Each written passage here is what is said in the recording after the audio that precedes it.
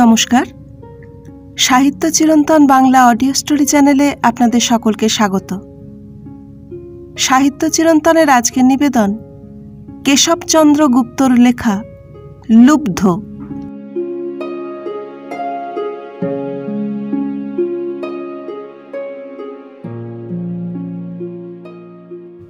থোড় বড়ি খাড়া, খাড়া বড়ি থোড়, সেই একঘেয়ে জীবন। সেই প্রভাতী আশার মধুর স্বর, সারা দিবসের প্রতীক্ষা, আবার সেই সন্ধ্যার নিরাশা। একদিন নয়, দুদিন নয়, এক সপ্তাহ নয়, 2 সপ্তাহ নয়, কয়েক বছর ধরে জীবনে এমন একটানা ভাটার স্রোত বইছিল। কি কঠোর আকাশবৃত্তি! কত প্রতীক্ষা করলাম, কত চেষ্টা করলাম, কালীঘাটে কত পুজো দিলাম, একে একে কত দেবতাকে ডাকলাম, মা দুর্গার চালচিত্রে যত দেবদেবী আছেন সকলের অর্চনা করলাম, কিন্তু পোড়া অদৃষ্ট, কোনো ফল ফলল না। কালীতলার শিবলিঙ্গের কাছে প্রার্থনা করবার সময় একবার বাসনা হতো মন্দিরের ভেতরে ঢুকে শিবের কঠিন দেহে একবার প্রশস্ত ললাটটা ঠুকে নিই। যদি জীবনের নদীটুকু মজে যেত তাহলেও একটা নতুন কিছু হতো। এই 12 মেশে একঘেয়ে ভাটার টানের হাত থেকে রক্ষা পেতাম। তা কিন্তু হতো না। ঠিক মাসিক খরচটুকু কায়ক্লেশে উপার্জন করতে পারতাম। ভদ্রলোক মক্কেল এলেই আশা দিত, বলতো, এইবার দাঁড়ান না, আমার এই মামলাটুকু জিতিয়ে দিন না, দেখবেন কি হয়, বাজারে এই অধীনের কি খাতির আছে তা দেখবেন।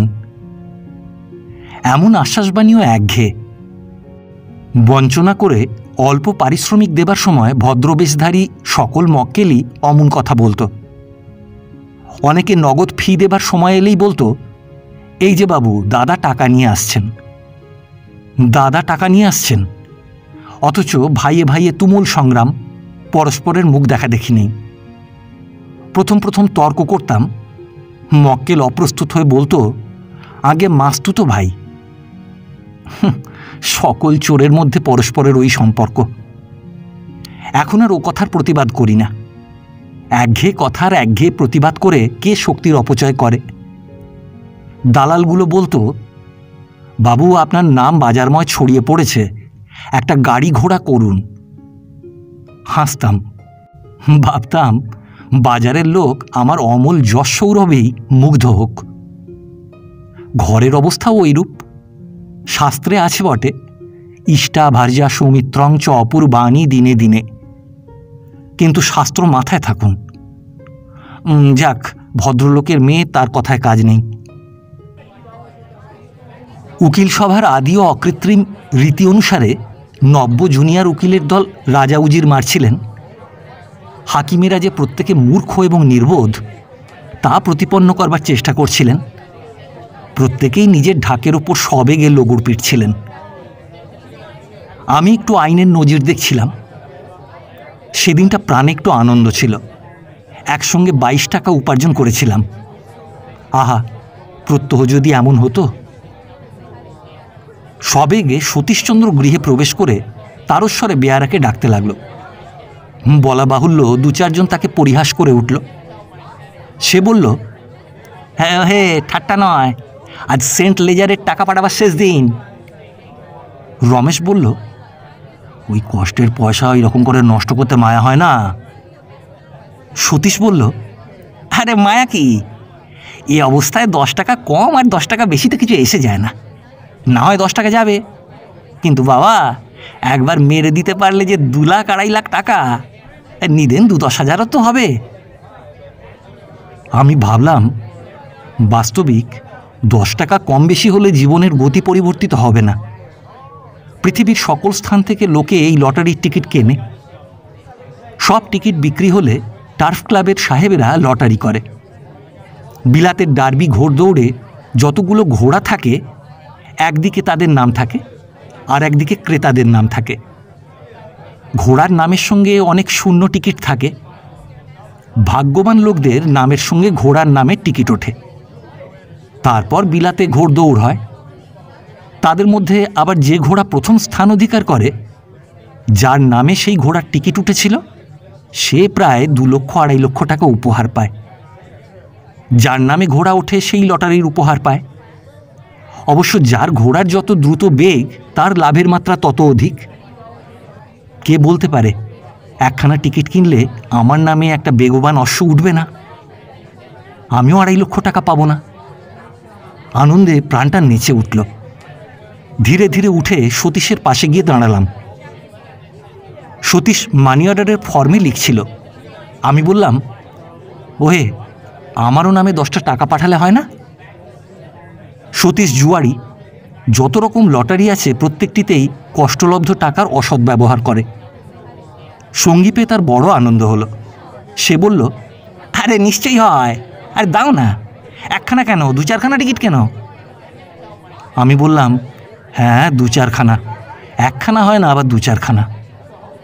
আরে না না, বুঝছো না, যত বেশি সংখ্যার টিকিট কিনবে ঘোড়া উঠবার আশা তত বেশি থাকবে। একটা সাহেব 20-25খানা করে টিকিট কেনে। লাইব্রেরির অন্য সভ্যেরা উঠে এলো। সকলে আমাকে বিদ্রূপ করতে লাগলো। কেউ কেউ সতীশকে তিরস্কার করল। একজন মুরব্বী উকিল বললেন, এই সতীশ, তুমি তো বড় বদ ছেলে হে, কেন আবার গোবর্ধন বেচারাকে ও কাজে নাচাচ্ছ? সতীশ বলল, আরে মশাই, কে কাকে নাচায়? কার অদৃষ্টে কি আছে কে জানে, হয়তো পাতা চাপা বরাত, একটু হাওয়া পেয়ে যদি পাতাটা সরে যায় ব্যাস, তখন আর গোবর্ধনকে পায় কে? কি বলো মাস্টার গোবর? একজন স্বদেশী উকিল বলল, মরণ আর কি, ঘরের পয়সাগুলো বিলেতের সাহেব বেটাদের না দিলে নয়, এতে কি আর দেশের ভালো হবে? ভট্টাচার্য মশাই চুপ করে বসেছিলেন। তিনি বৃদ্ধ, দন্তবিহীনম জাতম তুণ্ডম, অতি বৃদ্ধ না হলেও বৃদ্ধ। তার উপর তিনি পরম হিন্দু। আমরা সকলে তাকে অত্যন্ত সম্মান করতাম। তিনি বললেন, এই ওহে ভায়ারা, এই দুধ ক্রীড়া বড় গর্হিত। মহারাজা নলের কি হয়েছিল মনে নেই?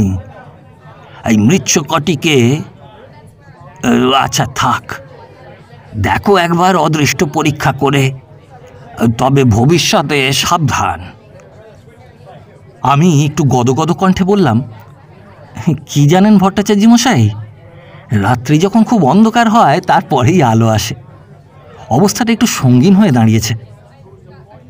একজন বিদ্রূপ করে বলল, হ্যাঁ তা হয়েছে বটে, তা না হলে আর ঘরের 10 টাকা ছুঁড়ে ফেলে দিচ্ছ? সতীশ চুপি চুপি বলল, এই ওসব কারো কথা শোনো না, তুমি টিকিট কিনে ফেলো, ওদের সব হিংসে হচ্ছে। বাবা, কেউ কারো ভালো দেখতে পারে না, কলিকাল রে ভাই, কলিকাল, ঘোর কলিকাল। আমি পকেট থেকে 20 টাকা বের করে সতীশের হাতে দিলাম। জীবনে একটু নতুনত্ব এলো। প্রতীক্ষা। প্রতীক্ষা তো বহুদিন ধরেই করছিলাম, কিন্তু এ প্রতীক্ষা একটু অধিক উন্মাদক। সামান্য 2-1টা মক্কেলের প্রতীক্ষা নয়, 2-10 টাকার প্রতীক্ষা নয়, 2.5 লক্ষ মুদ্রার প্রতীক্ষা। মনে হলে হৃদয় উৎফুল্ল হতো। 2.5 লক্ষ! কে বলতে পারে পাবো না? কে বলতে পারে অদৃষ্টে কি আছে? 2.5 লক্ষ টাকা একবার মারতে পারি। কি ক্ষুদ্র গৃহ, কি সরঞ্জাম, হীন নগ্ন প্রাচীর, কি ভীষণ আম কাঠের তক্তপোষ, জীর্ণ তোষক, ময়লা চাদর। একবার টাকাটা পেলে হয়, চৌরঙ্গিতে বাসা নেব, সাজানো ঘরে থাকব, স্ত্রীকে মেজে ঘষে মলিন বাসের পরিবর্তে মূল্যবান পোশাক পরাবো। তখন তার স্বাভাবিক সৌন্দর্যটা বহুগুণে বর্ধিত হবে। আবার একবার সুখস্বপ্ন ভেঙে যেত। ভাবতাম, ছি ছি, বিদ্যা শিক্ষা করে লোকে এত মূর্খ হতে পারে। গাছে কাঁঠাল, গোঁফে তেল, তার মধ্যেও এতটা প্রগাঢ় মূর্খতা নেই। কি নির্বোধের মতো সুখস্বপ্ন দেখছি। দিনের শেষে 10 টাকা উপার্জন করবার যার শক্তি নেই, তার পক্ষে কি বাতুলতা। জুয়ারি সতীশের ওপর ক্রোধ হতো। তার মতো পাগলের কথায় কেন কষ্টলব্ধ 20 টাকা জলে ফেললাম, একবার তাই ভাবতাম। একদিন সকালে মক্কেলের প্রতীক্ষায় বসে ওই রকম সুখস্বপ্ন দেখছিলাম। আবার চমক ভাঙছিল, আবার সুখস্বপ্নের মোহ ঘোরটা এসে উৎফুল্ল করতে যাচ্ছিল। এমন সময় বাড়িওয়ালার দারোয়ান এলো। স্বয়ং কৃতান্ত এলে অত বিরক্ত হতাম না। সামান্য 25 টাকার জন্য লোকটা 3 বার এসেছিল। কি নীচ, কি স্বার্থপর! স্মরণ করলাম বাক্সে মাত্র 17 টাকা 7.25 আনা মজুত আছে। লোকটার ওপর বড় ঘৃণা হলো। ভাবলাম ডার্বির টাকাগুলো পেলে কখনো ভাড়াটে বাড়ি কিনে ভদ্রলোকের নিগ্রহ করব না। মুদির দোকানের ওপরেও আমার ওইরূপ একটা জাতক্রোধ ছিল। আর নিছহীন নরাধম পামর পাষণ্ড ভাবতাম দর্জির দলকে। বাড়িওয়ালার দারোয়ান ধীরে ধীরে আমার সামনে বিলখানি রাখল। আমি মনোভাব গোপন করে একটু মোলায়েমভাবে হেসে বললাম, আজ না, এতবার। দারোয়ান বলল, বাবু 3 दफा आया। আমি বললাম, अच्छा 4ठा दफे आने से होगा, हाथ में रुपया नहीं है भाई। লোকটা একটু হাসল, একটু ঘাড় বেঁকিয়ে বিলখানা তুলে নিল। আমার হৃদয়ে শেলবিদ্ধ হচ্ছিল। উফ, কি ভীষণ অত্যাচার! দারিদ্র্যের ভ্রুকুটি কি মারাত্মক! একটা মূর্খহীন দারোয়ানের শ্লেষ। দাঁড়াও মূর্খ, একবার ডার্বি লাভ করি, তারপর তোমাদের চাকর রাখব, সামান্য ত্রুটিতে কষাঘাত করব। সতীশ বলল, মাস্টার গোবর, আর 4 দিন আছে। আমি একটু হাসলাম। সে বলল, কি বাবা, ডার্বিটা পেলে একটু ভাগ দিও, সব টাকাটা নিজে নিজে হজম করো না জানো। আমি বললাম, কেন, তুমিও তো একখানা টিকিট কিনেছ। সে বলল, এই আমি ডার্বি মারলে আর কি রক্ষে রাখবো? আগে তো এই পাপিষ্ঠগুলোর মুখ বন্ধ করো, তারপর বুঝেছ মাস্টার গোবর, একটা গোলাপ ফুলের মতো ইহুদি। বাকিটুকু সে আমার কানের কাছে মুখ রেখে বলল।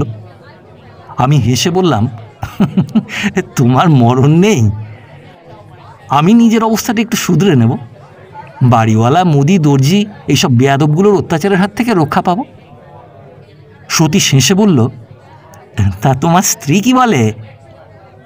আমি বললাম, এইসব ধুরন্ধরেরা যা বলে, বলে আমি লোভী, আমি মূর্খ, আমার বন্ধু অর্থাৎ তুমি মানে হচ্ছে। সতীশ বলল, এই বোকা, বদমাইশ, জুয়ারি, জুয়াচোর। আমি বললাম, হ্যাঁ, অনেকটা সেই রকম কথা বলে বটে। সতীশ বলল, এই আচ্ছা বাবা, একবার ঘোড়াটা উঠুক, তখন নিজে গিয়ে সেলাম করে আসবো, আর নিজের হাতে রাঁধিয়ে এক পেট খেয়ে আসবো। আমরা দুজন একত্র হলেই অপরাপর উকিলেরা হাসত। আমি চশমা খুলে গল্প করছিলাম। একটি রসিক বন্ধু এসে বলল, কি মাস্টার গোবর, চশমা খুলে রেখেছো কেন? আমি বললাম, তাতে দাঁত বার করবার কি আছে, গল্প করবার সময় তো চিরকালই চশমা খুলে রাখি। রসিক বন্ধু বললেন, ও গল্প করছো, আমি ভাবছিলাম বুঝি লাখ টাকার স্বপ্ন দেখছিলে, তাহলে তো চশমা চাই। সতীশ তাকে তাড়া করল। সে রণে ভঙ্গ দিয়ে পালালো। সতীশ বলল, এই আমাদের মধ্যে একজন যদি মারতে পারি তো এই হতভাগাগুলোর হিংসেটা আরও 100 গুণ বেড়ে যায়। আমি বললাম, এই সে কথা যাক, এখন নামে ঘোড়া উঠল কি না উঠল কি করে টের পাবো? সতীশ বোঝালো, তার জন্য অপেক্ষা করতে হয় না। একদল সাহেব আছে, তাদের জুয়া খেলা ব্যবসা। রাত্রে যেমনি লটারি হয়ে যায়, তারা জানতে পারে কার নামে কোন ঘোড়া ওঠে। তারা তখন রাত্রে লোকের বাড়ি ছুটোছুটি করে। 10,000, 20,000, 50,000, লাখ টাকায় তারা ওইসব টিকিট কিনে নেয়। কে জানে কার নামের ঘোড়া ঘোড়দৌড়ের সময় কীরকম ছুটবে, তাই তারা নগদ মূল্যে টিকিট বিক্রি করে।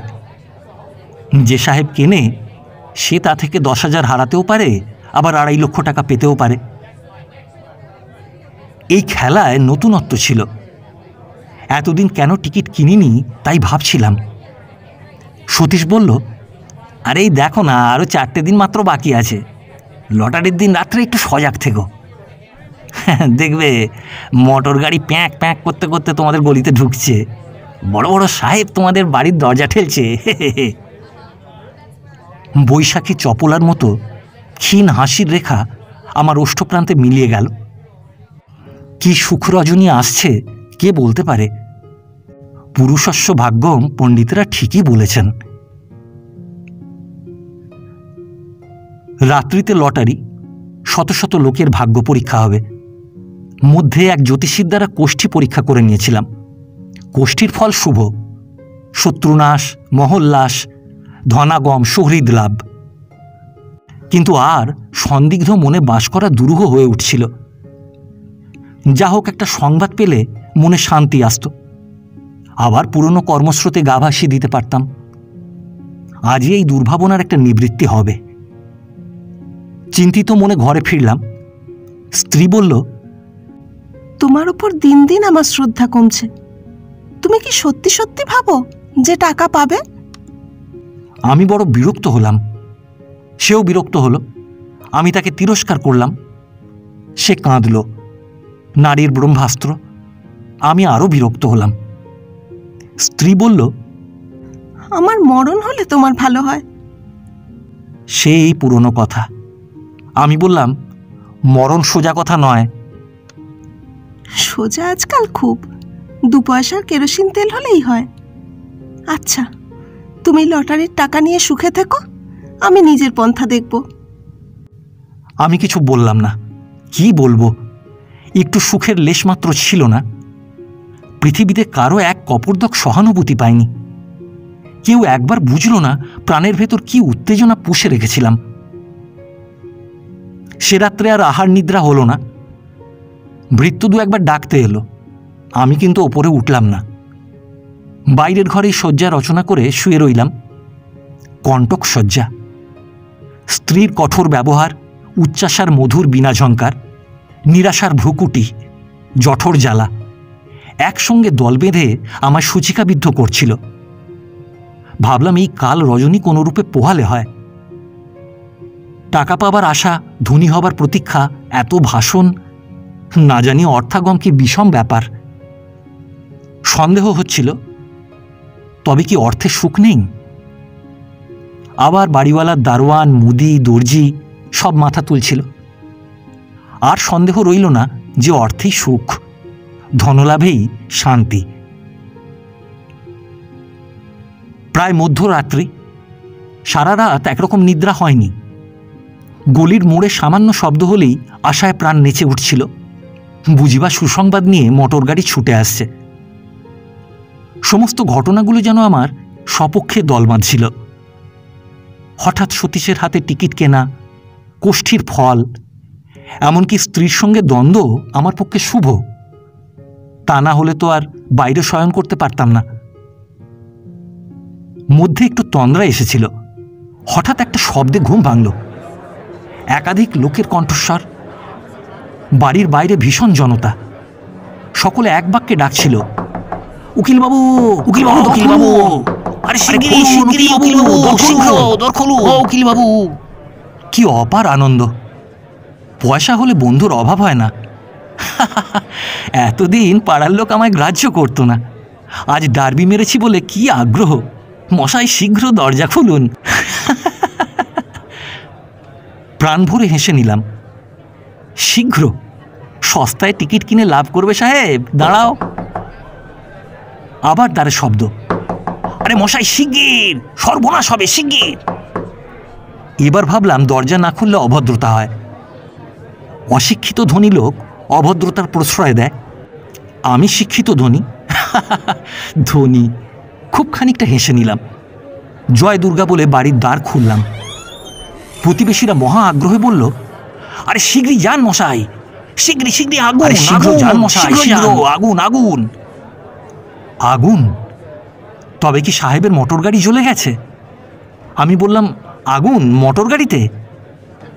একজন বলল, আরে মশাই কি পাগল হয়েছেন নাকি? আগুন আপনার ছাদে, শিগগির যান, কেরোসিনের গন্ধ পাচ্ছেন না? সর্বনাশ! হৃদয়ের স্পন্দন বন্ধ হলো। হা মূর্খ, লুব্ধ! কি সুখ স্বপ্ন দেখছিলে! সহধর্মিনীর প্রেমের মূর্তি মানুষপটে ভাসতে লাগলো। আহা, তবে তো অভাগিনী মিথ্যা ভয় দেখায়নি। স্ত্রী হত্যার পাপে সন্তপ্ত প্রাণ কি মনোকষ্ট পায় তার নিমেষের মধ্যে পূর্ণ মাত্রায় উপলব্ধি করলাম। হাত পা টলছিল, মাথা ঘুরছিল। পাগলের মতো টলতে টলতে ওপরে উঠলাম। প্রতিবেশীরা ছুটল। আমি বললাম, আপনাদের পায়ে পড়ি, বাঁচান বাঁচান, শীঘ্রই বাঁচান। ওপরে উঠলাম। কেরোসিনের গন্ধে শ্বাসরোধ হচ্ছিল। ধূমশিখা পাক দিয়ে বিমানপথে আমার মূর্খতা, আমার লোভান্ধ নীচতার সাক্ষ্য দেবার জন্য ছুটছিল। হায় হায়, এতদিনে প্রকৃতপক্ষে লক্ষ্মী হারালাম। দুধ ক্রীড়া করে সাধ্যে স্ত্রীরত্ন থেকে বঞ্চিত হলাম। হা ভগবান! আমি ছাদে উঠেই শিরে করাঘাত করে বসে পড়লাম। পাড়ার লোকেরা আগুন নেভাতে লাগলো। একজন হেসে বলল, বললো, এ কি ব্যাপার? আমি বললাম, হ্যাঁ, আপনারা যা ইচ্ছা করুন। সকলেই হাসতে লাগলো। আরে কি রে ভাই, এ আবার কি? কে করলে? আরে এর রসিকতা কে করলে? বাঁশে কাপড় জড়িয়ে আগুন। আমি বললাম, আপনারা বড় নির্দয়। আমার স্ত্রী রোগা বলে অমন পরিহাস। লোকগুলো হাসলো। একজন বলল, এই লোকটা পাগল, চলো যাই। তারা চলে গেল। আমি কিছু বুঝতে পারলাম না। অনুতপ্ত সন্তপ্ত প্রাণে টলতে টলতে আগুনের দিকে অগ্রসর হলাম। পেছন থেকে কে কাঁধ ধরল। স্ত্রী, জীবিতা স্ত্রী। আমি বিস্মিত হয়ে তাকে আলিঙ্গন করলাম। বারবার তার মুখ দেখলাম। সত্যি স্ত্রী। সে হেসে বলল, কেমন মতলব করেছি? বাতিক সেরেছে? আমি গদগদ কণ্ঠে বললাম, চমক ভেঙেছে। হা ভগবান!